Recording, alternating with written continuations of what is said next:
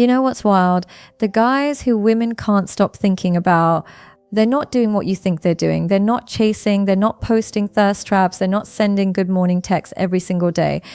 Actually, they're doing the complete opposite. And according to relationship expert Sadia Khan, there's a specific pattern these men follow that makes women absolutely obsessed, and they don't even realize they're doing it. So if you've ever wondered why the nice guy finishes last while some dude who barely tries has women losing sleep over him, stick around, because this is going to mess with everything you thought you knew about attraction. What's up, everyone? Welcome back to Psych Pathway.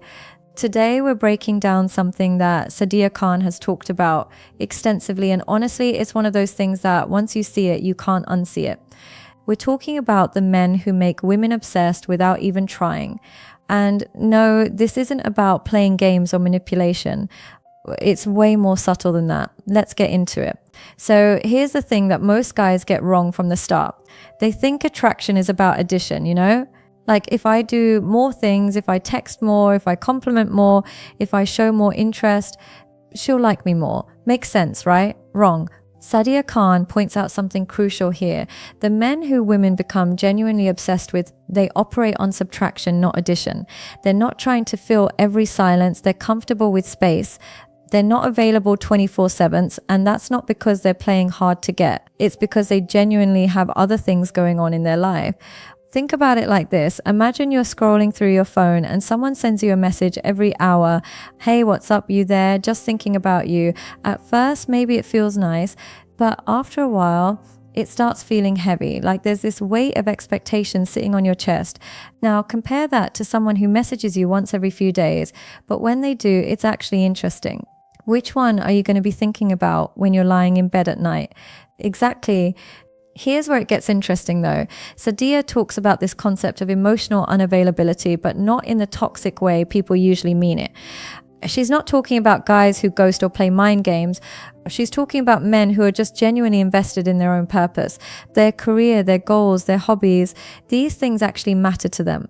They're not using a woman to fill some empty void in their life. Then women can sense this, almost like a sixth sense. When a guy's whole world starts revolving around her, the moment she shows interest, that's a red flag, not because she doesn't want to be important, but because it signals something deeper. It shows he doesn't have a strong sense of self. He's looking for her to complete him, which sounds romantic in movies, but in real life, it's actually suffocating. The guys who make women obsessed, they've got what Sadia calls outcome independence, meaning they're cool whether things work out or not. They're not sitting by their phone waiting for a response. They're not refreshing Instagram to see if she liked their story. They sent the message. Now they're back to living their life. And that energy, that confidence in themselves, regardless of her response, that's what drives women crazy. But here's the part that trips most guys up. This isn't about pretending not to care.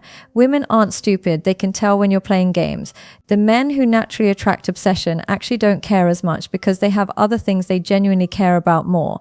Their mission, their growth, their goals, these things take priority. Sadia gives this example that really hits home. She says, when a man is building something, when he's genuinely focused on becoming better, achieving something meaningful, women want to be part of that journey. But when a man makes the woman his journey, that's when she starts pulling away, because nobody wants to be someone's entire reason for existing. That's too much pressure. Now let's talk about the mystery factor.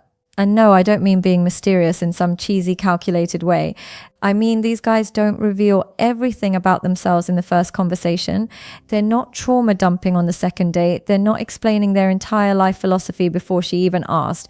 Information comes out naturally over time, and this creates something powerful in a woman's mind.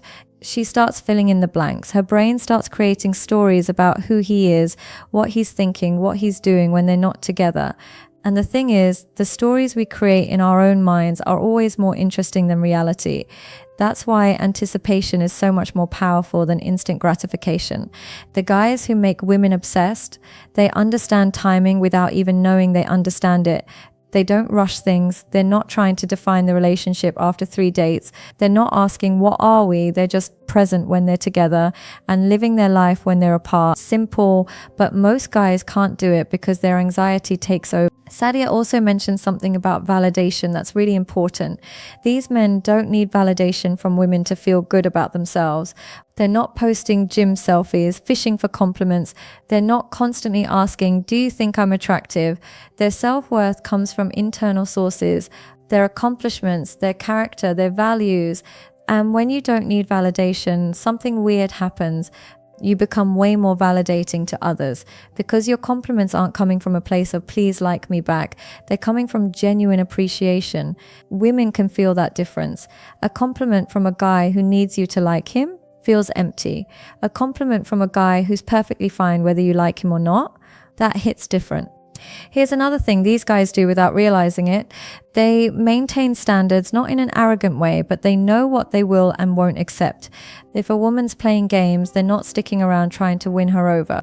They're just out. They don't argue about it. They don't try to convince her. They just move on with their life. And ironically, that's often when she comes back because she realizes he wasn't bluffing. He wasn't trying to manipulate her into changing her behavior. He genuinely was fine walking away. And that level of self-respect, that's attractive on a level that looks or money can never touch. Sadia talks about how these men also have strong boundaries. They're not available at 2 a.m. just because she texted. They're not canceling plans with their friends every time she wants to hang out.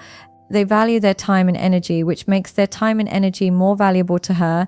Think about economics for a second. Scarcity creates value. When something's always available, we take it for granted. When something's rare, we treasure it. Same principle applies to attention and time. The guys who are always there, always available, always ready to drop everything, their attention becomes worthless. But the guy who has a full life and makes time for you within that, his attention feels like winning something. And here's the final piece that Sadia really emphasizes. These men are consistent with their inconsistency, if that makes sense. They're not hot and cold in a manipulative way. They're just genuinely busy sometimes and free other times. They text when they feel like it, not based on some 3-day rule or whatever. They make plans when they want to see you, not based on some strategy. This authenticity is what separates natural attraction from manipulation. Manipulators follow patterns and rules. Authentic men just live their life and include you in it when it makes sense.